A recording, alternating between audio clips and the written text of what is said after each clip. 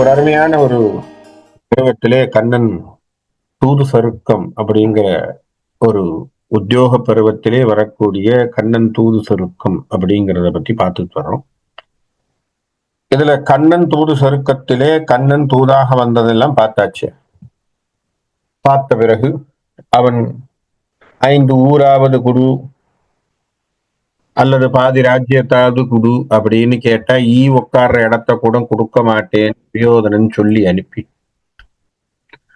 அதன் பிறகு அவன் விதுரனோடு அவன் விவாதம் செய்து விதுரன் தன்னுடைய வில்லை உடைத்து தூக்கி எறிஞ்சு, அதன் பிறகாக அவன் விதுரனுடைய அரண்மனையிலே இருக்கின்ற பொழுது குந்தியை போய் பார்ப்பதற்கு போய் குந்தியினிடத்திலே, உனக்கு முதல்ல பிறந்த புள்ளதாமா கர்ணன், கர்ணன் சூரியனுக்கும் உனக்கும் பிறந்த குழந்தை அப்படிங்கிற விவரத்தை சொல்லிட்டு, கர்ணனை உன்னோடு வர சொல்லி கேளு அப்படிங்கிறத சொல்லிட்டு அவர் விதுரனுடைய அரண்மனையிலே இரவு நேரத்திலே துயின்று கொண்டிருக்கிற பொழுது துரியோதனன் தன்னுடைய தம்பிமார்களை எல்லாம் வச்சு ஒரு சதித்திட்டம் தீட்டான். சதித்திட்டத்துல என்ன பண்றான்? கிருஷ்ணன் தூதுவனாக வந்த கிருஷ்ணனை சிறை பிடிக்க வேண்டும், முதல்ல கொன்னுடணும்னு அவங்க அப்பா சொல்றான். யாரு? திருதராஷ்டிரன். அப்போ அவனுடைய கடைசி பிள்ளையான விகர்ணன் எழுந்து சொல்றான், எந்த ஊர் நியாயம் இது? தூதுவனாக வந்தவனை கொல்லுவது என்பது நியாயம் அல்ல, ஆகவே அது தர்மமும் அல்ல, அந்த மாதிரியான விஷயங்களை நம்ம செய்யக்கூடாதுன்னு சொல்லி தடுத்துறோம். அப்போ எல்லாரும் வேற என்ன செய்யறது அப்படின்னு சொல்லுகின்ற பொழுது, சதித்திட்டத்துக்கே உரிமையான ஒருவன் சகுனி என்கின்ற ஒருவன் அவனுடைய மாமா பக்கத்திலே இருக்கான். அவன் சொல்றான், இந்த பார், கொல்லாத, அவனை தூக்கி ஜெயில போட்டு புடிச்சு ஜெயில போட்டு. இப்படி போட்டா என்ன பிளஸ் பாயிண்ட்? அவனால வெளியில வர முடியாது, அவன் நம்ம கிட்டே இருக்கான். அவன் இல்லாததுனால பாண்டவர்களுக்கு என்ன செய்யறதுன்னு தெரியாது. பாண்டவர்களுக்கு என்ன செய்யறதுன்னு தெரியாததுனால ரொம்ப ரொம்ப ரொம்ப சுலபமாக நாம் ஜெயித்து விடலாம் என்கின்ற ஒரு யோசனையை சகுனி சொல்லிடுறான். இது நல்லா இருக்கே, அப்ப என்ன பண்ணலாம் அப்படின்னு உடனே நல்ல உயர்ந்த ஒரு இடத்துல அடியில குழிய பறிச்சு அது மேல ஒரு ஆசனத்தை போட்டு அதுல கிருஷ்ணன் உட்கார்றது மாதிரி, அப்ப ஆசனம் முறிஞ்சு உள்ள போக அங்க சில காவலாளிகள் எல்லாம் உள்ள வச்சு அவனை அப்படியே இந்த வைல்ட் அனிமல்ஸ் எல்லாம் பிடிக்கிற மாதிரி அவரை பிடிச்சி சிறையில கூட்டிகிட்டு போயிட்டு அவனை கொண்டு போய் சிறையில வச்சு விடலாம் அப்படிங்கிற பிளான சகுனி சொல்றான். இது யாரை பிடிக்கிறது? கிருஷ்ணரை பிடிக்கிறதுக்கு இவ்வளவு பிளான். இது நடக்க போறது இல்லை. ஏன்? சூத்திரதாரியே அவன் தான். இப்படி ஒரு எண்ணத்தை உங்ககிட்ட கொடுக்க சொல்லி வச்சவனும் அவனாத்தான் இருப்பான். அவர் தூங்குறார். தூங்கிய பிறகு அவர் காலையிலே எழுந்தவுடன் காலை கடன்கள் எல்லாம் முடித்து அர்க்கியங்கள் முதல்லாம் செஞ்சு சந்தியாவந்தனம் செய்யணும்னு உட்கார்ந்திருக்கும் பொழுது காவலாளிகள் உடனே அரண்மனையிலே அரசன் உங்களை கையோடு வர சொன்னோம் அப்படின்னு ஏதோ எதுவுமே தெரியாதவர் போல கிருஷ்ணர் அந்த அரசவைக்கு போறார். எதுவுமே தெரியாத மாதிரி. அப்படியா, என்ன கூப்பிட்டுருக்காரா? சரி சரி, ராத்திரி நடந்ததெல்லாம் அவருக்கு தெரியும், ஆனாலும் ஏதோ புதுசா விஷயத்தை கேட்டுக்கிறதுக்காக போற. போன உடனே அங்கே ஒரு ஆசனத்துக்கு துரியோதனன் உள்ள வந்தோன்னா காவலாளி சொல்றான், கண்ணன் வந்துட்டான், கண்ணனை தவிர வேற யாரும் உள்ள விடாதீங்க, அங்கேயே ஸ்டிக் பண்ணிடு, அப்போ இவர் உள்ள வரட்டும். வந்த உடனே அங்க உயர்ந்த ஒரு ஆசனத்தை காட்டி அது மேல மணிகள் எல்லாம் போட்டு அழகா வச்சு இந்த ஜோடனையெல்லாம் பண்ணிருக்கிறான். இதை பார்த்த உடனேயே கிருஷ்ணனுக்கு புரிஞ்சிருக்கும், இவன் என்னடா தேவையே இல்லாம ஒரு மரியாதை எல்லாம் கொடுக்கறானால அதுலயே பட்ட வெளிச்சமா தெரிஞ்சுப்போம் இல்லையா. நேற்று வரைக்கும் சண்டை போட்டு இன்னைக்கு வாங்க வாங்க உங்களை சிம்மாசனத்துல உட்கார வைக்கிறேன்னு சொன்னா என்ன காரணம் அப்பவே புரிஞ்சிருக்கும். சரி, கிருஷ்ணன் அப்பவே கொஞ்சம் யோசிக்கிறாரு, சரி சரி இவன் என்னத்தை செய்யறான்னு பார்ப்போம். மேல போய் உட்காருங்கிறார். உட்கார்ந்த உடனே ஆசனம் பாரம் தாங்காமல் மேல போட்டிருக்கக்கூடிய மூங்கில் கழிகள் எல்லாம் உடஞ்சி அவர் அந்த குழிக்குள்ளே கீழே போய் விடுறார். இந்த குழிக்குள்ளே என்ன பண்றான்? காவலர்கள், மல்லர்கள், பெரிய பெரிய ஆட்கள் எல்லாம் வச்சிருக்கிறான். அப்படி விழுகின்ற சமயத்திலேயே கிருஷ்ணருக்கு சட்டென்று கோபம் விஸ்வரூப தரிசனத்தை காட்டுறார். நம்ம போன வாரம் பார்த்தோம். அப்படியே விஸ்வரூப தரிசனத்தை எடுக்கின்ற பொழுது இந்த மல்லர்கள் காவலாளிகள் எல்லாம் அப்படியே சின்னவனா பொடி பொடியா நிக்கிறானுங்க, ஓடிட்டானுங்க. பயம். ஐயோ, இது என்னப்பா இது, இவ்வளவு பெரிய உருவமா? தேவர்கள் மூவர்கள் எல்லாரும் தேவலோகத்துல பயப்படுகிறார்கள். அஞ்சினோம். ஐயோ கிருஷ்ணா, இது என்ன பிரளய காலம் வந்துருமோ என்று பயந்தார்கள். எல்லாம் ஓடுறாங்க, பாதி வகையில அங்கங்க ஓடிக்கொண்டிருக்கிறார். அப்படி விஸ்வரூப தரிசனத்தை காட்டுறார் அவர். 1000 கைகள், 1000த்திற்கு மேற்பட்ட கைகள், 1000த்திற்கு மேற்பட்ட தலைகள். பாருங்க, துஷ்டனுக்கு கூட விஸ்வரூப தரிசனத்தை காட்டியிருக்கிறார். பாரபட்சம் இல்லாத கடவுள்ங்கிறது தான். ஏதோ கடவுள் எவனுக்குமே நமக்கெல்லாம் கண்ணில் படுறதே இல்லை அப்படின்னா அவன் நல்லவனுக்கும் சரி கெட்டவனுக்கும் சரி கடவுளா தான் இருக்கான். அதனாலதான் இஸ் நியூட்ரல் பர்சன். அவனுக்கும் காட்டுகிறார், தன்னுடைய இருப்பை காட்டுகிறார். விஸ்வரூப தரிசனத்தை காட்டின உடனேயே எல்லாம் ஓடுறாங்க. எல்லாருக்கும் பயம். அங்கே உட்கார்ந்திருந்த கங்கை மைந்தன், துரோணர், கிருபாச்சாரியர் மற்றும் பல மன்னர்கள் எல்லாரும் எழுந்து நின்று தன்னுடைய சிரத்தின் மீது கையை வைத்து கதறுகிறார்கள். என்ன சொல்றார்கள் அங்கிருந்து பார்ப்போம். கண்ண பொறுத்தருள், அப்பா கண்ணா பொறுத்தருள், கோங்கொள்ளாது. வெண்ணை அருந்திய கல்வா பொறுத்தருள். பக்கத்து வீட்டுல சின்ன வயசுல பால்யத்திலே நீ என்ன பண்ண, பக்கத்து வீட்டிலே போய் வெண்ணையை அருந்தி, அதனால் கல்வன் என்று பெயர் எடுத்தவன் நீ. அப்பேற்பட்டவனே நீ பொறுத்தருள். வண்ண பொறுத்தருள், கார் வண்ண பொறுத்தருள், மழை மேகத்தினுடைய நிறத்தை கொண்டவனே பொறுத்தருள். வாம பொறுத்தருள், வரத பொறுத்தருள். நீ திண்ணம் மனது உணர்வு ஒன்றும் இல்லாதவர் செய்த பெரும் பிழை என்று அண்ணல் மலர் கழல் சென்னியில் வைத்து எதிர் அன்று துதித்தனரே. நாங்கள் ஏதோ செய்யாமல் அறியாமல் செய்த பிழை என்று செய்து மன்னித்து விட்டு எங்களை மன்னித்து விட வேண்டும்னு கையை தூக்கி மேல வச்சு அவர்கள் கைகூப்பி வணங்கி விட்டார்கள். இப்ப என்ன அர்த்தம், கிட்டத்தட்ட சரண்டர் மாதிரி ஆயாச்சு. ஆன உடனே பக்கத்துல வாசவர்களும் தவர்களும் திசைமுகனும் நராதிபரும் அப்படி ஓடி 1000 பேர் ஓடி அத்தனை பேரும் தேவர்கள் எல்லாம் நின்று 1000 நாமாக்களை சொல்லுகிறார்கள். அந்த 1000 நாமாக்களைத்தான் பின்னாடி தொகுப்பாக இந்த அவையிலே உட்கார்ந்திருந்த பீஷ்மாச்சாரியார் வாங்கிய கருத்தை தான் விஷ்ணு சகஸ்ரநாமமாக பின்னாடி சொல்றார். யாருக்கு சொல்றார்? யுதிஷ்டிரருக்கு சொல்றார். 1000 நாமாக்கள் சொல்றார். அதுலயும் சொல்லும் பொழுது என்ன சொல்றார்? நாம் சகசிரம்ய. அப்பா, இது 100 நாமம் மட்டும் இல்லை, அவருக்கு ஏகப்பட்ட நாமம் இருக்கு. ஆனாலும் பெருவாளாக பரவலாக மிகவும் அனைவராலும் அறியப்பட்ட நாமமாக இந்த 1000 நாமங்கள் இருக்கு.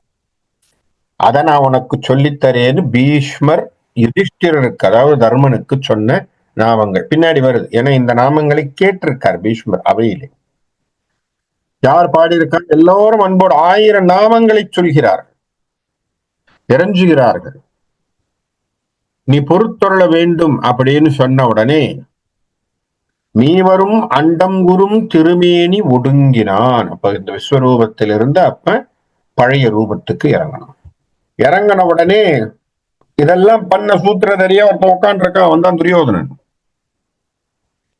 அவன் மரியாதை இல்லாம அப்படியே பார்த்துக்கிட்டு இருக்கான். அவனு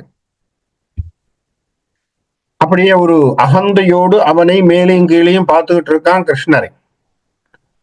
தன்னில் உயர்ந்தவர் யாரும் இலா முகில் சதுர் மறையின்படியே எந்நிலமும் திருவடியில் மறைத்திட இப்படி நின்றிடவும் பின்னை அஞ்சி அயர்த்திலன் நெஞ்சு பெயர்த்திலன் ஆசனமும் சென்னியில் கரமும் வைத்திலன் வன்புகழ் சிறிதும் ஒழிந்திலன்.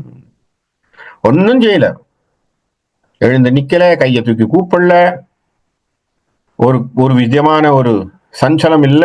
அப்படியே அவனை பார்த்துக்கிட்டே இருக்கான் துரியோதனன். அப்பொழுது வார்த்தையை சொல்கிறார் கிருஷ்ணர்.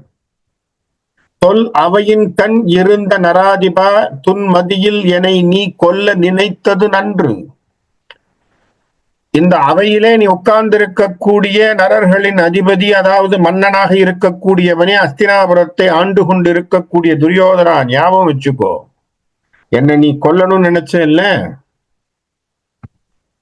என வந்திரள் கூறினன் எம்பெருமான், ஒல்லையில் நின் குலம் முற்றிடும் மடிந்திட ஊற்று மலைந்து ஒரு கணத்து எல்லையின் வெஞ்சமர் நூறவன் யாவரும் ஏறுவர்வான் உலகே. நான் நினைச்சேன்னா ஒரு நிமிஷம் 100 பேரும் காணாம போயிடுவீங்க. உங்க 100 பேரும் இருக்க மாட்டீங்க. எண்ணிக்கையே தெரியாது, எத்தனை பேர் இருந்தீங்கன்னு கூட தெரியாது. என்னால் அழிச்சிட முடியும். ஆனால் அஞ்சினம் நின்னை அழித்திட நின்னுடன் அன்று பெருஞ்சமர்வாய் வெஞ்சுடர் ஆயுதம் ஒன்றும் எடுக்கிலம் என்று விளம்பியதும். உனக்கு முன்னாடித்தான் நான் ஒன்ன மாதிரி இல்லடா, வார்த்தை ஒண்ணு சொல்லி இன்னொரு வார்த்தை மாறுறவன் இல்லைங்கிறதுக்காக இந்த வார்த்தையை சொல்லுகிறார். என்ன வார்த்தை?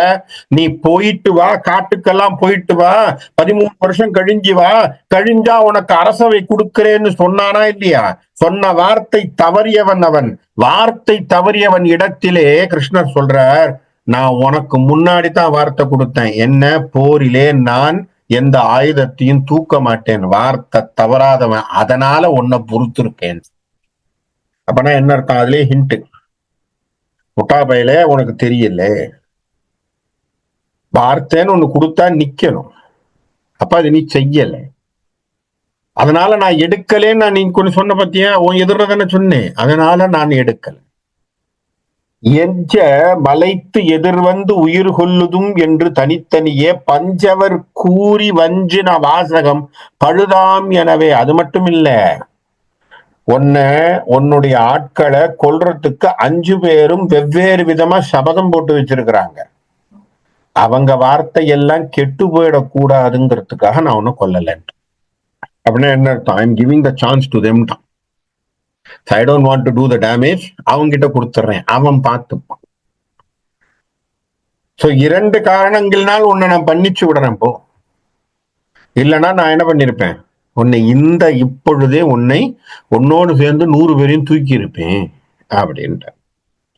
இது சொன்ன உடனே அந்த அரசவையிலிருந்து தான் வெளியேறுகிறார். என்று உரையாடி நெடுங்கடல் வண்ணன் எழுந்தருள பிறகே சென்றனர் எம்முடி மன்னரும். அவன் பின்னாடி சில மன்னர்கள் எல்லாம் போய் அவரை சமாதானப்படுத்துவதற்காக செல்கிறார். ஏன்னா கண்ணன் கோபத்தோடு வெளியே போறான் இல்லையா? அப்ப நிறைய மன்னர்கள் அவன் பின்னாடி போறான்.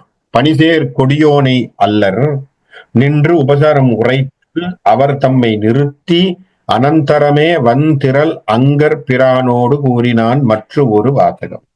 அத்தனை பேரும் வந்து அவனிடத்திலே, கிருஷ்ணா பொறுத்தருள், நீ தூதுவனாக வந்தவனிடத்தில் அவன் செஞ்சது தப்பு என்று சொல்லிக் கொண்டு எல்லோரும் பேசிக்கொண்டு வருகின்ற அந்த மன்னர்கள் அவன் பின்னாடி வருகின்ற கூட்டத்திலே அங்க நாட்டினுடைய அதிபதியாக இருக்கக்கூடிய கர்ணனும் வருகிறான்.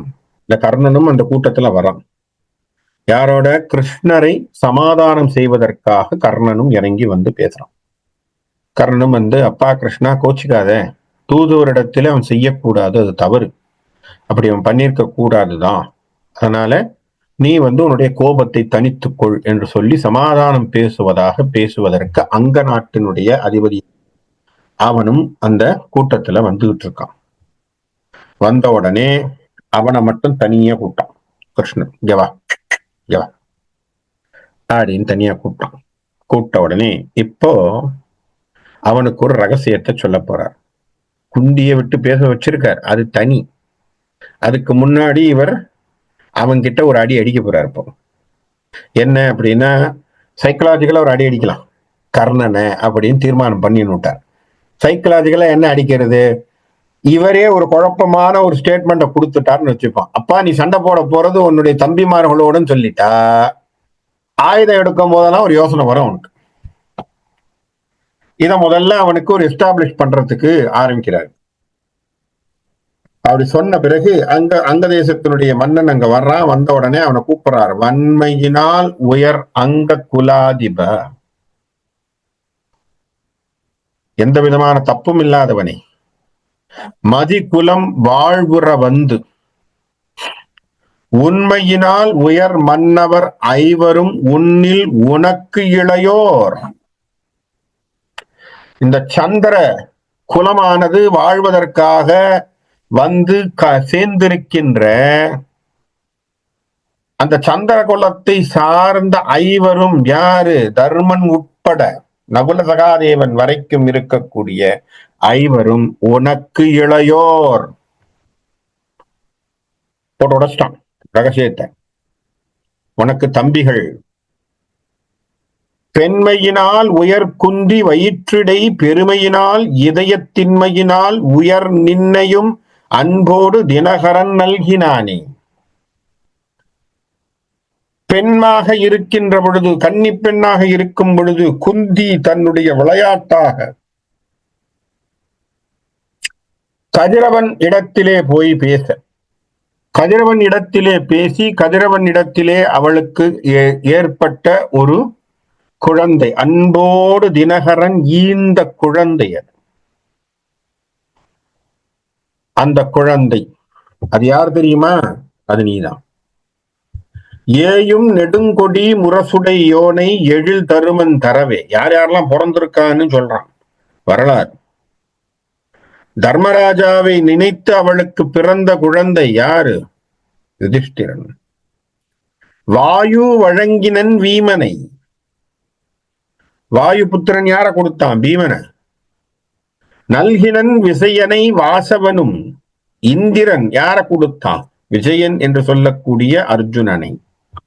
ஆயு நிகழ்ந்திட வேத மருத்துவர் அன்போடு அளித்தனர். செந்தேயு எனும் திரள் நகுலனையும் சகாதேவனையும் பெரிதே.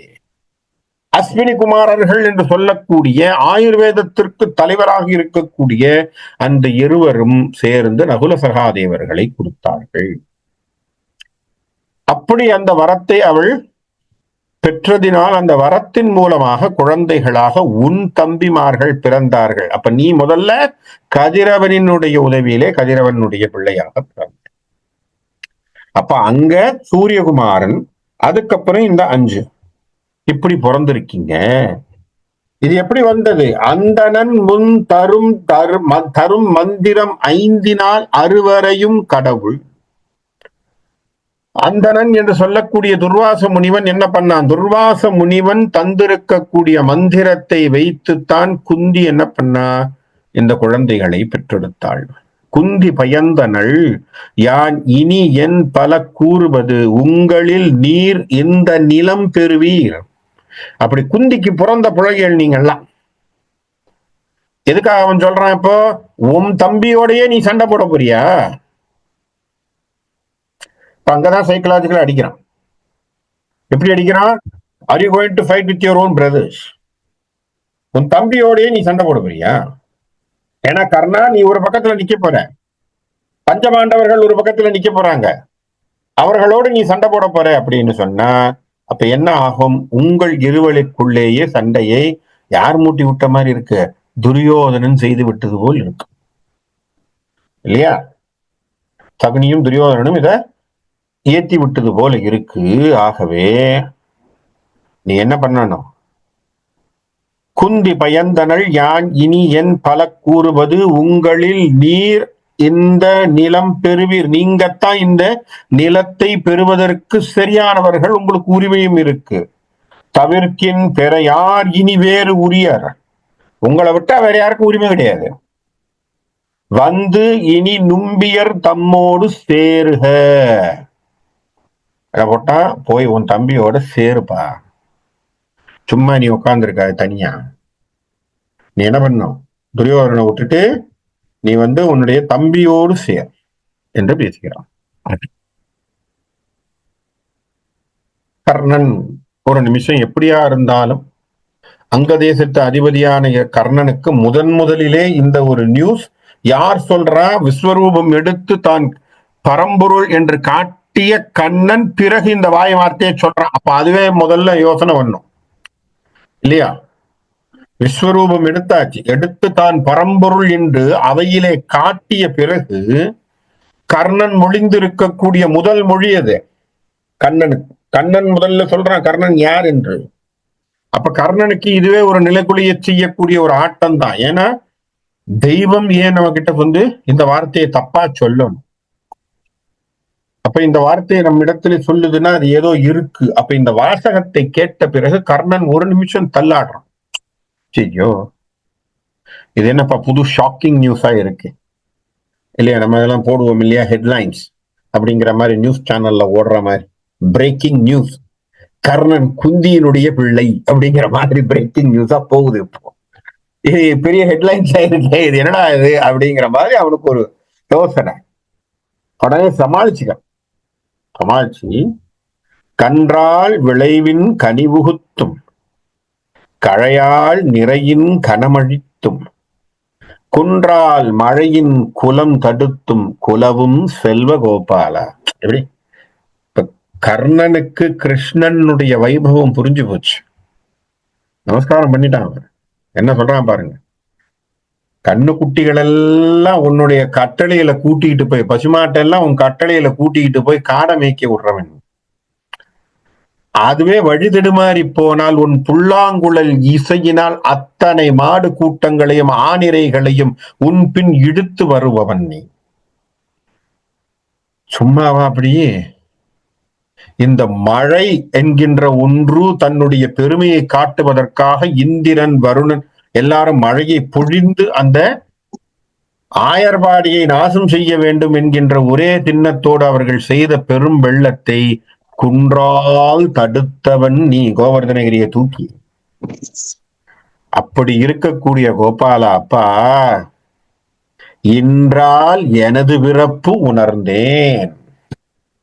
இன்னைக்கு புரிஞ்சுக்கிட்டேன்பா. எத்தனை நாள் அவனுடைய தாபம், இத்தனை நாள் அவனுடைய மன வருத்தம், கர்ணனுக்கு என்ன பிறப்பிலே அவனை குற்றம் சாட்டியதனாலே சூதபுத்திரன் என்று பேசப்பட்டான், தேரோட்டியின் மகன் என சுட்டிக்காட்டப்பட்டான். பல இடங்கள்ல he is disqualified because of that. அவனை தூக்கி வெளியில வச்சிருந்தாங்க. இப்ப அவன் மனசு கொஞ்சம் ஆடுற மாதிரி ஒரு வார்த்தை என்ன சொல்றான், இன்றால் எனது பிறப்பு உணர்ந்தேன், நான் புரிஞ்சுக்கிட்டேன் என்று அன்பு உருகி. இப்ப அவனுக்கு கண்ணுல தண்ணி வந்தாச்சு. நல்லா யோசிச்சு பாருங்க, இவ்வளவு பெரிய சீக்கிரட்டை உடைச்சிருக்கான் கிருஷ்ணன் கர்ணனிடத்துல. அப்படியே அவனுக்கு பிரேக் டவுன் அப்படின்னு சொல்ற மாதிரி அப்படின்னு கீழே போய் உட்காந்துரும். அன்பு உருகி எம்பியர் பால் சென்றால், இப்பதான் அந்த வார்த்தையை எடுக்கிறேன். இப்ப தெளிவான ஒரு டிசிஷனுக்கு வரணும் கர்ணன். இப்ப ஈரட்டா யோசிக்க கூடாது. ஆனா கர்ணனிடத்துல எனக்கு பிடிச்ச ஒரு குவாலிட்டி இதுதான். அவ்வளவு சிக்கலான ஒரு இடத்திலையும் சட்டுன்னு ஒரு முடிவு எடுத்தான் பாருங்க. என்ன சொன்னா, எம்பியர்பால் சென்றால் என்னை நீ அரிய செகத்தினோர் என்றும் சிறியாரோ. இன்னைக்கு நேற்று வரைக்கும் நான் யாருன்னு எனக்கு தெரியாது, நான் எப்படிப்பட்டவன்னு தெரியாது, என்னை உலகம் தூற்றியது, அப்ப யாரும் வந்து நிக்கல, என்னை காப்பாற்றியவன் துரியோதனன்.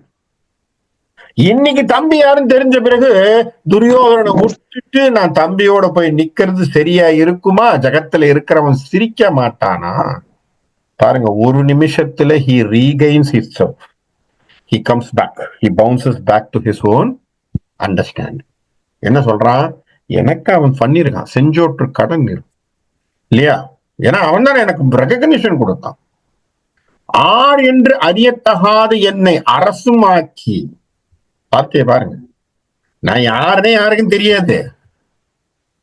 சில சமயங்கள் அரசவையில போய் நின்று நான் இதை காட்டுறேன்னு சொன்னா கூட என்ன டிஸ்குவாலிபிகேஷன், என்ட்ரியே கிடையாது, எனக்கு நாட் அட் ஆல் குவாலிஃபைடுன்னு சொல்லிடுவான்.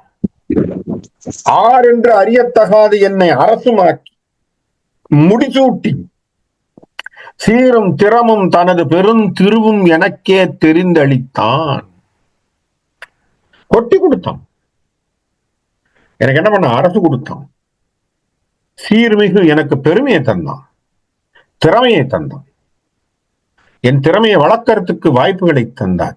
பார் இன்று அரிய நூற்றவருக்கும் பழிதீர் வென்றி பாண்டவருக்கும் போர் என்று அறிந்தும் செய்நன்றி போற்றாதவரின் போவேனோ. இன்னைக்கு சண்டைன்னு வந்தாச்சு, அந்த 100 பேர் ஒரு பக்கம், பாண்டவர்கள் மறுபக்கம். இப்ப பாண்டவர்கள் என் தம்பிங்கிறதுக்காக அந்த பக்கம் போய் நான் துரியோதனனோட சண்டை போட்டா செய்நின்றி கொன்றவனாகி விடுவேன். ஆகவே நான் போக மாட்டேன். ஆகவே கண்ணா, சொன்னதுக்கு சந்தோஷம்.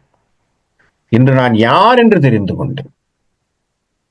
சரியா? சொன்னதுக்கு சந்தோஷம், ஆனால் நான் துரியோதனனோடு தான் இருப்பேன் என்கின்ற தெளிவை கர்ணன் எடுத்தான்.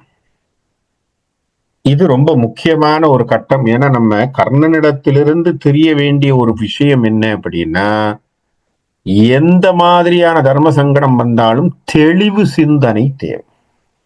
Take a decision, whether right or wrong doesn't matter, be on one side clearly. இந்த ஈரட்டா இங்க கொஞ்சம் அங்க கொஞ்சம், இங்க 50 அங்க 40 வைக்கப்படாது. அத கர்ணன் பண்ணல.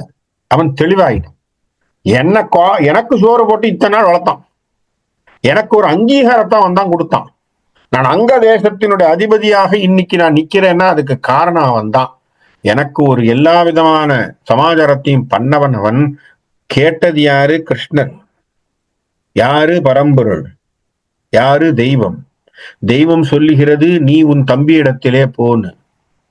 மாறல, துரியோதனோடு தான் நிப்பேன்னு சொல்லிட்டான் வார்த்தை.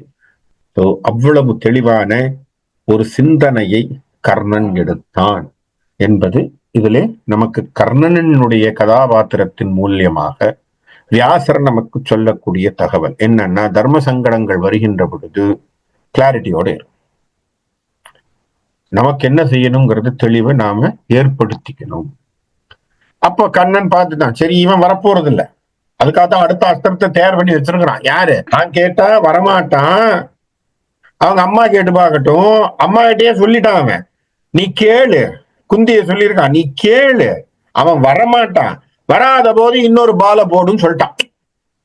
அங்க ஏற்கனவே சொல்லி வச்சுட்டு தான் வந்திருக்கான் இல்லையா? அவன் பேட்டிங் தான் முடிப்பான்னு சொல்லும், அடம் பிடிப்பான். அதனால அவங்க கிட்ட நம்ம என்ன பண்ணணும், இந்த மாதிரி போட்டுப்பாரு. அவன் ஒத்துக்கலன்னு வச்சுக்கோ, இந்த பால போடு. எதை? நாகாஸ்திரத்தை ஒரு முறைக்கு மேல் மறுமுறை உபயோகிக்காதேன்னு போட்டு அந்த வரத்தை வாங்கிட்டு வெளில வந்து, அது ஏற்கனவே குந்திக்கு சொல்லிட்டு வந்துட்டான். சோ ஆக குந்தியினிடத்திலே ஏற்கனவே விஷயத்தை வச்சதுனால இங்க இவனுக்கு ஒரு ஹிண்ட்டை கொடுத்துட்டு வெளில வர. சரி, கர்ணன் போயாச்சு. போன பிறகு என்ன நடக்கும்? ரவிக்கு உரிய திருமகன் இவ்வாறு இவ்வுரை உரைக்க, இசை வண்டு விரிப்பு பயிலும் தொழை முடியோன் வேறு ஒரு மொழியும் விளம்பாமல் உறவில் தடந்தோள் உருவோனை ஏகு என்று அருளி ஒரு சார் வெம் புறவி தாமா நின்றனை வருக என்று அழைத்து புகழ்கின்றான். இப்ப என்ன பண்ண, சரிப்பா அப்படின்னு சொல்லிட்டு வெளியில வரான். வருகின்ற பொழுது எதிரிலே துரோணர்னுடைய பிள்ளையாகி அஸ்வத்தாமன். அஸ்வத்தாமனிடத்துல ஒரு ட்ரிக் பண்ண போறோம். ஏன்னா இவனுக்கு என்னன்னா, ஃபர்ஸ்ட் கர்ணனை சைக்கலாஜிக்கலா ஒரு அடி சொல்லியாச்சு. நாளைக்கு சண்டை போடும் போது குந்தி வந்து கேட்க போறா. குந்தியின் வழியாக கர்ணனுடைய சமாச்சாரங்கள் சிலது ஒண்ணு நடக்க போகுது, அது வேற. இப்ப கர்ணனிடத்திலே ஒரு சமாச்சாரத்தை போட்டுட்டான். விதுரனை போருக்கு செல்ல வேண்டாம் என்கின்ற வகையில அவனை லாக் பண்ணிட்டான். அப்போ விதுரன் போக போறது இல்லை, விதுரன் சண்டைக்கு வர மாட்டான். இப்போ மூன்றாவதாக இருப்பது துரோணருடைய பிள்ளை அஸ்வத்தாமன். அவன் பலசால், நல்ல பராக்கிரமசாலி. அவனிடத்துல ஏதாவது ஒண்ணு போடணும். எப்படி போடுறது அப்படின்னு யோசிக்கிறான். அவனை எதிரில் பார்த்தவன, வாப்பா வா வா வா அஸ்வத்தாமா எப்படி இருக்க, வருக வருக என்று சொன்ன. இதெல்லாம் ஸ்ட்ராட்டஜி. இந்த ஸ்ட்ராட்டஜி எல்லாம் படிக்கணும். கிருஷ்ணருடைய ஸ்ட்ராட்டஜி எல்லாம் படிக்கணும். நீங்க ஆஹா இவ்வளவு பண்ணி அவனை ட்ரிக் பண்ணி அவனை இது பண்ணிருக்காங்கன்னு யோசிக்க கூடாது. என்ன காரணம் என்றால், இதுதான் knowledge. This is called knowledge management. These are all the formulas how you have to work out. ஏன்னா போர் என்று வருகின்ற பொழுது போர் டாக்டிக்ஸ் எப்படி வேணா இருக்கும். It's a politics. அப்படிதான் ஜெயிக்க முடியும். அந்த பாலிடிக்ஸை கிருஷ்ணர் ஆரம்பிச்சார். கிருஷ்ணரிடத்திலே அந்த சாதுரியம் இருந்தது. எப்படி யாரை தட்டினா, எந்த வீக்னஸை தட்டினா கீழே விழுவான் அப்படிங்கிறத வச்சு அடிச்சுக்கிட்டு வந்தார். அப்ப அஸ்வத்தாமனை எதிரில் பாக்குறான். அஸ்வத்தாமனை பார்த்தான, வாப்பா அஸ்வத்தாமா வா வா வா வா வா. இப்ப நல்லா யோசிச்சு பாருங்க, துரியோதனன் ஒரு மூலையில உட்கார்ந்துருக்கான் அரசவையில். துரோணனுடைய பிள்ளை அஸ்வத்தாமன பெரிய போராளி. அவனை வச்சு அவன் பல திட்டங்களை நேரத்தை அவன் யோசிச்சிருப்பான், போர் படையில என்ன பண்ணணும்ட்டு. கிருஷ்ணர் அஸ்வத்தாமனை பார்த்து, வாப்பா வா வா எப்படி இருக்கேன்னு கேட்டா, இவனுக்கு என்னவா இருக்கும், உள்ளுக்குள்ள இவனுக்கு பாதி தூரத்துல இருந்து பார்த்துட்டு இருக்கான். இவனுக்கு அவன் பேசுறதும் கேட்காது. ஆனாலும் இன்னமும் கிருஷ்ணர் அவரோட டிரான்சாக்ட் பண்றானே, என்ன சமாச்சாரம்னு ஒரு மண்டையில குழப்பம் வரும். துரியோதனனுக்கு ஒரு சந்தேகமும் எழும். அத ஒரு மனசுல அவனுக்கு அப்படி ஒரு சமாச்சாரத்தை கிரியேட் பண்றதுன்னு தீர்மானம் பண்ணிவிட்டான்.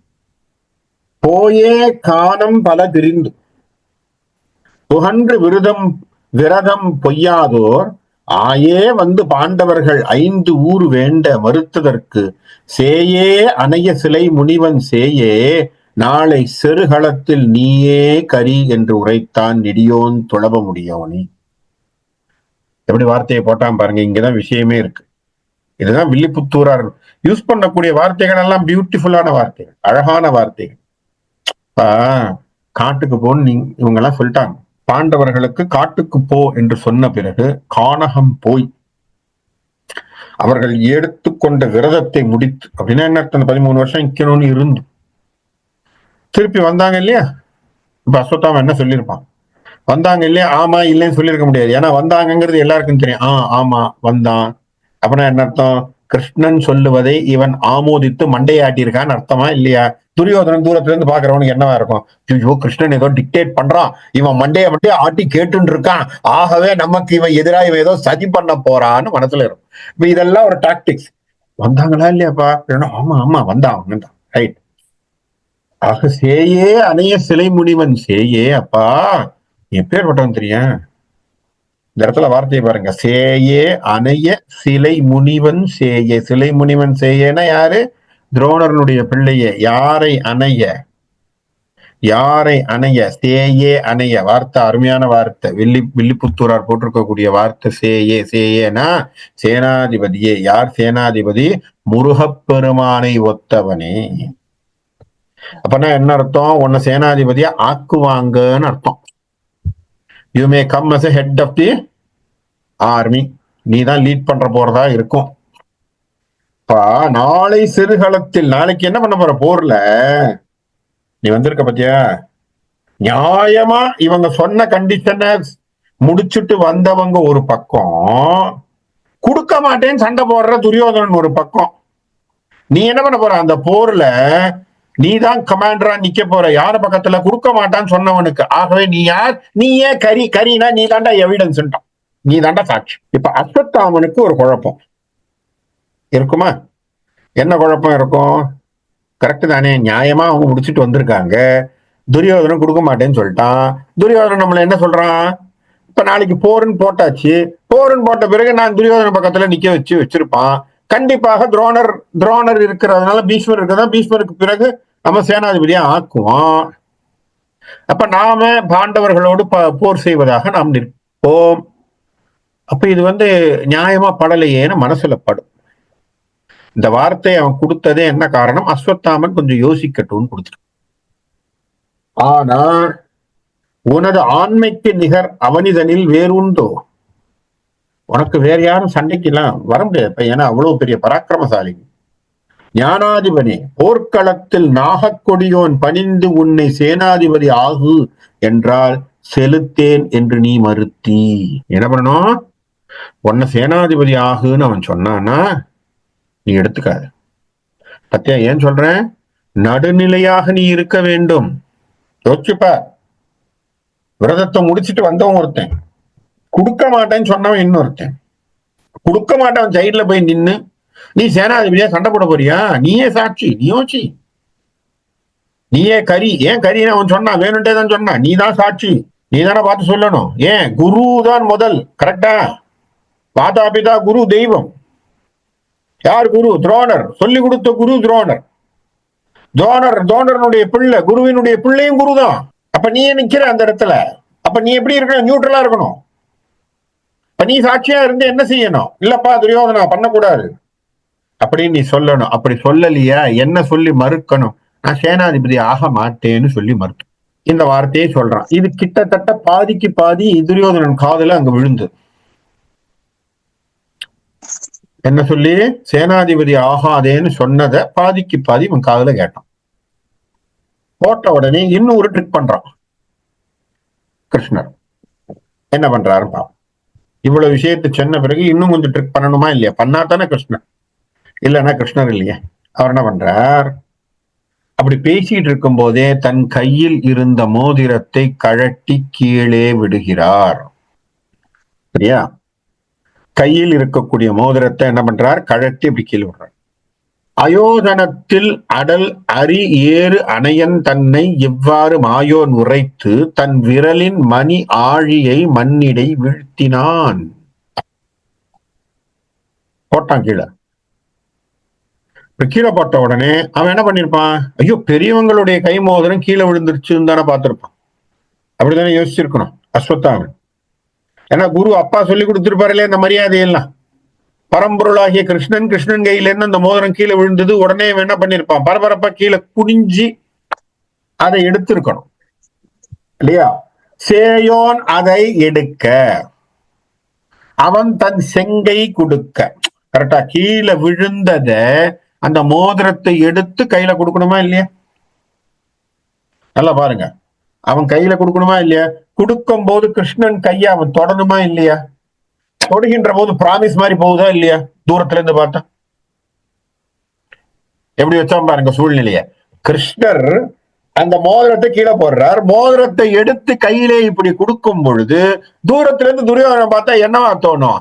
அவன் நாளைக்கு நீ சேனாதிபதியா போகாதேன்னு சொன்ன பிறகு அஸ்வத்தாமன் பிராமிஸ், சத்தியம் பண்ணிருக்காண்டா நான் போக மாட்டேன்னு.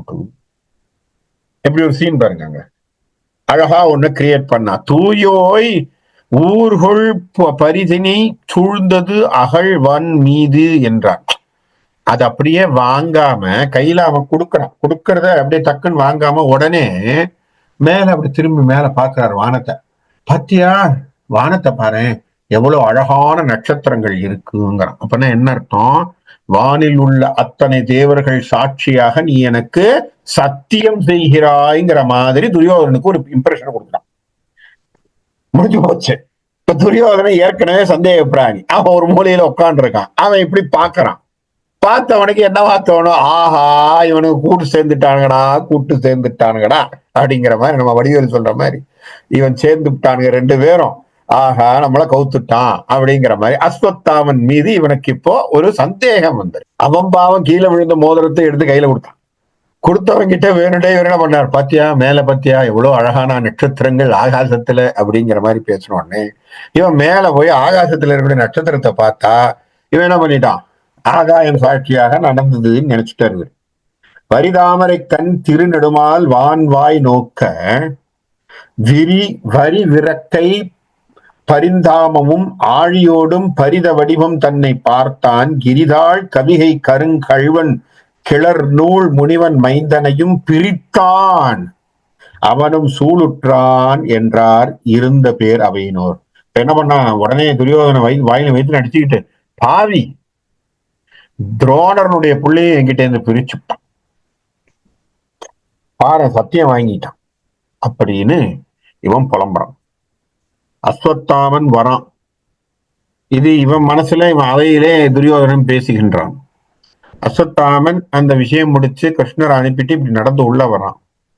தனி வந்து அகலும் தூதனை போய் தானே அணுகி தடஞ்சாம முனிவன் புதல்வன் மோதிரம் தொட்டு அருள் சூழ் முன்னர் மொழிகின்றான். இனி வந்து உறவாய் நின்றாலும் எங்கன் தெளிவது இவனை என துணி வந்து அரசர் முகம் நோக்கி சொன்னான், இடியேறு அண்ணனே. பாருங்க, அவன் கையில அடிச்சு சூதுவனா வந்தவன, அவன் கையில அடிச்சு சத்தியம் பண்ணி நான் போமாட்டேன்னு சொல்லிட்டு வந்தவன இவன் துரோணரனுடைய பிள்ளையா இருந்தாலும் நான் எப்படி நம்புறதுன்னு சொல்லிட்டான் துரியோதன். இது நடக்கணுங்கிறதுக்காகத்தான் கிருஷ்ணர் அங்க போனது. ஏன்னா அஸ்வத்தாமனை பிரிக்கணும்னு தீர்மானம் பண்ணிவிட்டார். அஸ்வத்தாமன் போருக்கு போகக்கூடாது, இது அவருடைய அடுத்த ஸ்ட்ராட்டஜி. என்ன விதுரனை போருக்குள்ள போகக்கூடாதுன்னு வச்சார், அஸ்வத்தாமனை உள்ளுக்குள்ள போகக்கூடாதுன்னு வச்சார். இதெல்லாம் அவர் போட்டிருக்கக்கூடிய பிளான்ல பல வகைகள். கர்ணனையும் தடுக்கணும்னு பார்த்தார், ஆனா முடியல, விதி உள்ள போயாச்சான். அவனுடைய கர்மாக்கள் அவனை இழுத்து கொண்டு போனான்.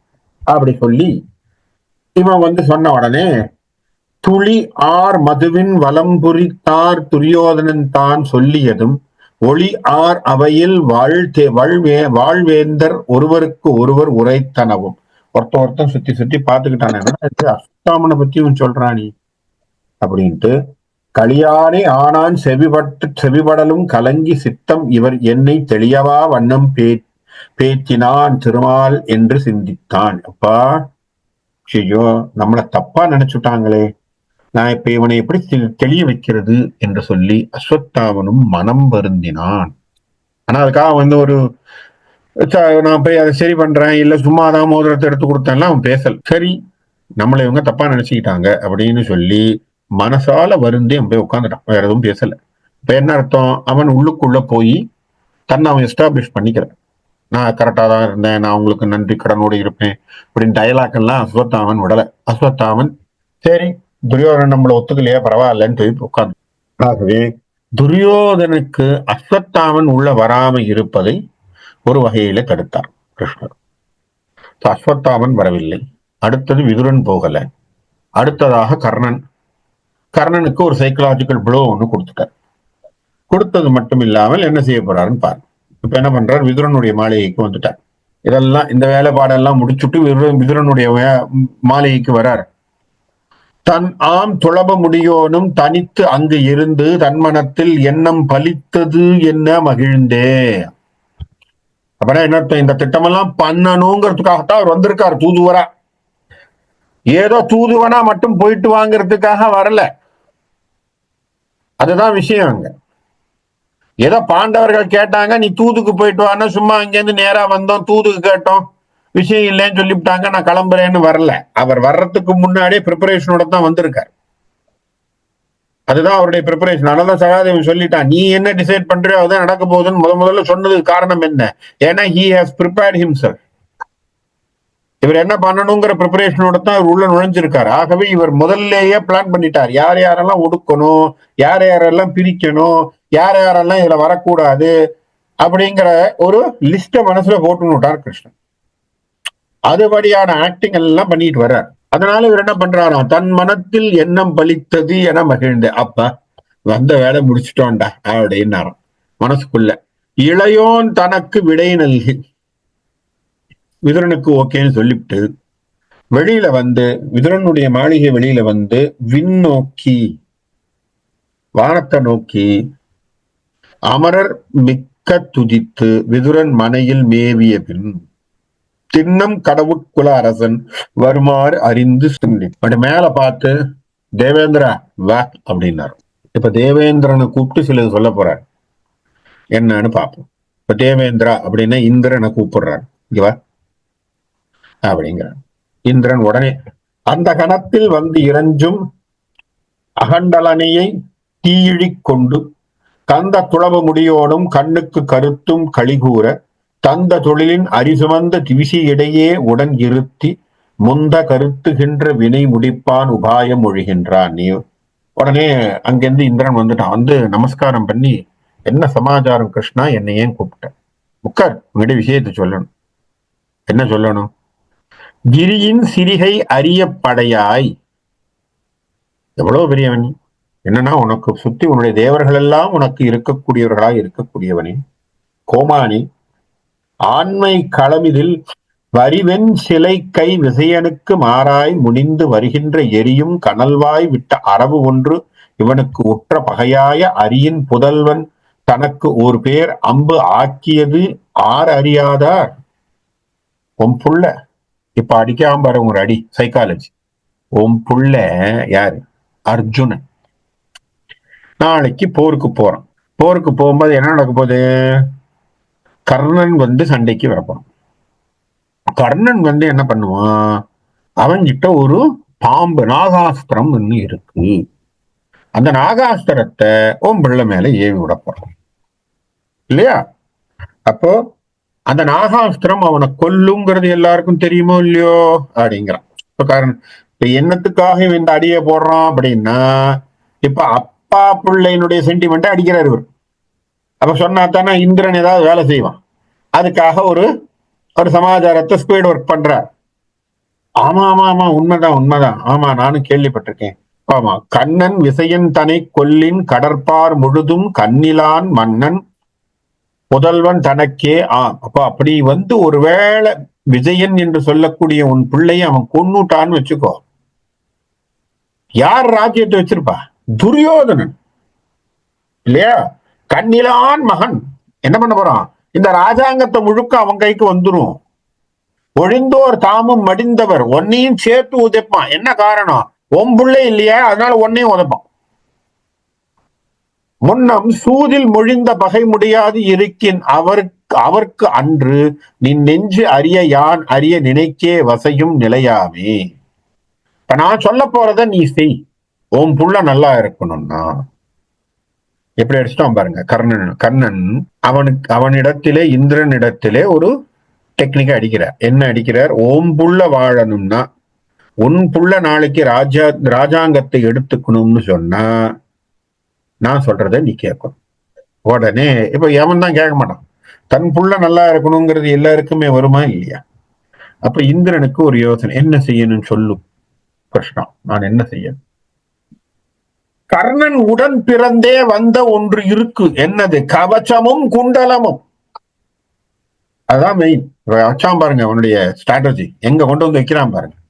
கவச்ச கனக குண்டலம் என்று 2 புனையின் கார்பாந்து திவசம் பொறினும் கண்ணன் உயிர் செகுப்பார் மண்ணில் சிலர் உண்டோ. அது இருக்கிற வரைக்கும் அவனை ஒண்ணுமே செய்ய முடியாது. அவன் இயற்கையிலே பிறக்கும் பொழுது கவச குண்டலத்தோடு பிறந்தவன். அது என்ன ஆகும்? அவனை அது எல்லா விதமான பகைகளிலும் எல்லா விதமான ஆயுதம் வந்து அவனை தாக்கினாலும் அது ஒன்றும் பண்ண போறதில்லை. அவசம் கிளைஞர் உற துணைவர் அறற்று களத்தில் அடுகுறுக்கு துவசம் படைத்தோன் படும் பயந்து துணைவா இன்னே சொன்னேன். அப்படி அந்த கவசகுண்டலத்தோடு அவன் போர்க்களத்துக்கு வருகின்ற பொழுது அவனோட சண்டை போடக்கூடிய எந்த அஸ்திரமும் இல்லை, அந்த அவனுடைய மார்பை துளைக்கக்கூடிய எந்த அஸ்திரமும் கிடையாது. தெரியும் தானே உனக்கு? ஏன்னா ஓம் பிள்ளைக்கு எந்த மாதிரியான கவச குண்டலம் எல்லாம் கிடையாது. என்ன இருக்கு? விஜயனுக்கு கையில என்ன கவச குண்டலம்? அவன் கையில வச்சிருக்க காண்டீபத்தை தவிர ஒண்ணுமே கிடையாது. அவனுடைய வீரமும் அவன் கையில இருக்கக்கூடிய காண்டீபத்தை தவிர அவனுக்கு வேற ஒண்ணும் கிடையாது. என்ன இருக்கு கவசம் அவனுக்கு? கிருஷ்ணர் இருக்கார், அவ்வளவுதான். கிருஷ்ணர் சாரதியா இருக்க போறார், அது வேற. ஆனால் கவச குண்டலம் என்ன இருக்கு அவனுக்கு? ஒண்ணுமே கிடையாது. ஆகவே நீ என்ன பண்ணணும்? வல்லார் வல்ல கலைஞரும் மறை நூல் வரும் கடவுளருக்கும் இல்லாதவர்க்கும் உள்ளவர்க்கும் இறந்தோர் தமக்கும் துறந்தவர்க்கும் சொல்லாதவர்க்கும் சொல்பவர்க்கும் சூழும் சமயாதிபர்களுக்கும் அல்லாதவர்க்கும் இரவி மகன் அரிய தானம் அளிக்கின்றான். என்ன பண்றான் தெரியுமா? நல்ல நல்ல பெரிய கலைஞர்கள், அந்தணர்கள், கடவுள்கள், பணம் இல்லாதவங்க, பணம் இருக்கிறவன், பிச்சைக்காரன், துறந்தவர்கள், யாரும் இல்லையே எனக்கு அப்படின்னு நினைக்கிறவங்களுக்கு, சொல்லாதவர்கள், இன்னும் போய் வாயே திறந்து சொல்லாதவங்க கூட, இல்ல எனக்கு ஏதாவது செய்யின்னு சொல்பவர்கள், சமயத்தை சார்ந்தவர்கள், அல்லாதவர்கள், சமயத்தில் இல்லாதவங்க கூட, சமயத்தின் மீது நம்பிக்கை இல்லாதவர்கள் கூட என்ன பண்றான்? இரவி மகன் அரிய தானம் அளிக்கின்றான். அவனுக்கு தினமும் என்ன பண்றான்? நீ போய் கேட்டா இல்லேன்னு சொல்ல மாட்டான், தானம் கொடுப்பான். அவனுக்கு அப்படி ஒரு குணம் இருக்கு. மைந்தருக்கு உறுதினை வேண்டின் வல்லே முனிவர் வடிவாகி உம்புள்ள நல்லா இருக்கணும்னு நினைச்சா நீ என்ன பண்ணு? ஒரு முனிவனை போல் வேடமிட்டு சந்த பணுவல் இசை மாலை தானகரனை விரைந்து எய்தி அந்த கவச்ச குண்டலங்கள் அழிப்பாய் என்றல். நீ என்ன பண்ணணும்? போய் நமஸ்காரம் பண்ணி, அப்பா நான் யாச்சகம் கேட்க வந்திருக்கிறேன், யாச்சகமா என்ன வேணும்? உன்னுடைய உடன் பிறந்து உடலிலே ஒட்டி வளர்ந்திருக்கக்கூடிய கவச்ச குண்டலங்களை தானமாகத்தான் கேட்டுடும். இந்த புவியில் மறுத்து அறியான். அவன் மறுக்க மாட்டான், என தானம் கொடுக்கறதுக்கே வந்திருக்கான். உயிரே எனினும் ஈந்திடுவான். அது உயிரே ஆனாலும் கொடுத்துருவான். அது அவனுடைய வீக்னஸ். சரியா? போ. இரண்டும் அவன் பால் நீ கவரின் இருந்தேர் ஊர்ந்தும் இப்படி அரசர் திரண்டு வரின் வெஞ்சமரில் தின் தேர் விசையன் எதிர் நில்லார். அப்படி நீ அவன்கிட்டேன்னு அதை வாங்கிவிட்டேன்னா அவன் எவன் வந்தாலும் சரி அர்ஜுனன் முன்னுக்கு யாராலையும் நிக்க முடியாது. அப்ப அர்ஜுனன் மிக சுலபமாக கர்ணனை அவன் வீழ்த்தி விடலாம். முரண்டு பெருவில் கண்ணனும் தன் முன்னே எய்தி முடிசிதற புரண்டும் மறிய என வணங்கி புத்தோள் அரசன் போகின்றான். அப்படியா? அப்ப விஜயன் என்று சொல்லக்கூடிய என்னுடைய பிள்ளை ஜெயிக்கணும்னா நாம் போய் அவனிடத்திலே யாஜகமாக அந்த கவச குண்டலங்களை பெற்று வருகிறேன் என்று சொல்லி கிளம்புகிறார். இப்ப இதுல அழகான விஷயத்தை அவர் என்ன கோத்திருக்கார் பாருங்க. என்ன அழகான ஒரு தூதுக்குன்னு வந்திருக்கக்கூடிய கிருஷ்ணர், அவருடைய மெயின் இம்பார்ட்டன்ஸ் என்ன? தூதுக்காக வந்தவர். ஆனா எத்தனை விஷயங்களை போற வழியிலே செய்து கொண்டு போகிறார். இப்படித்தான் இருக்கணும். வந்தா பல விஷயத்தை முடிக்க தெரியும். போன இடம், வந்தா வந்த இடம்னு இருக்கக்கூடாது இல்லையா? போன வகையிலேயே 3-4 வேலையை முடிக்கணும், வர்ற வகையில 4-5 வேலையை முடிக்கணும். முடிக்க திராணி உள்ளவன் தான் மந்திரி. போன இடத்துல ஒரு 25 நாள் சும்மா உட்கார்ந்து இருந்தேன், அங்க எல்லாத்தையும் செலவு பண்ணிவிட்டு அப்புறம் வந்த பிறகு ஐயோ எல்லாத்தையும் பட்ஜெட்ல செலவா போச்சு அப்படின்னு சொல்றவன் பெரிய ஆள் இல்லை, அறிவாளியும் கிடையாது. அப்படி யோசிக்கணும். போகின்ற பொழுதே எத்தனை விஷயங்களை பிளான் பண்ணணுங்கிறது தெரியணும்.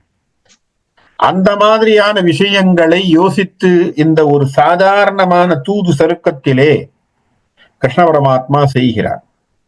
இவன் இப்படி சொன்ன உடனே இந்திரன் என்ன பண்றான்? கர்ணனின் முன்னாடி கிழவடிவம் பூண்ட முனிவனாக செல்கிறான். நம்ம படத்துல பார்த்திருப்போம்.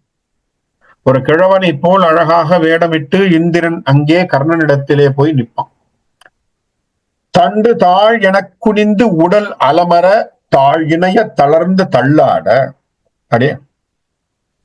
அடே ஊண்டி கையெல்லாம் நடுங்கிற மாதிரி கண்டு யாவரும் கைதொழ அப்படியே நமஸ்காரம் பண்ணக்கூடிய அளவுக்கு அப்படி ஒரு ரொம்ப வயசானவன கவிந்த கை கொடையுடன் கங்கை நீர் நுரையை மொண்டு மேல் உரச் செறிந்தாம் என நரைத்திரையுடன் முப்பு ஒரு வடிவமும் கொண்டதாம் என ஒரு முனி ஆகி அக்கொற்றவன் வாயில் சென்று அடைந்தான். அப்படியே ரொம்ப தள்ளாடக்கூடிய வயசோடு இருக்கக்கூடிய ஒரு முனிவனாக, தலையெல்லாம் என்னவா கங்கை நீர் நுரைச்சு போச்சுன்னா எப்படி இருக்குமோ அந்த நுரையை போல் தலையெல்லாம் அப்படி நரைத்த ஒரு தலையாக கொண்டு மூப்பாக ஒரு வடிவத்தை எடுத்து அங்கே ஒரு முனிவனாகி அந்த கொற்றவனிடத்திலே போனான்.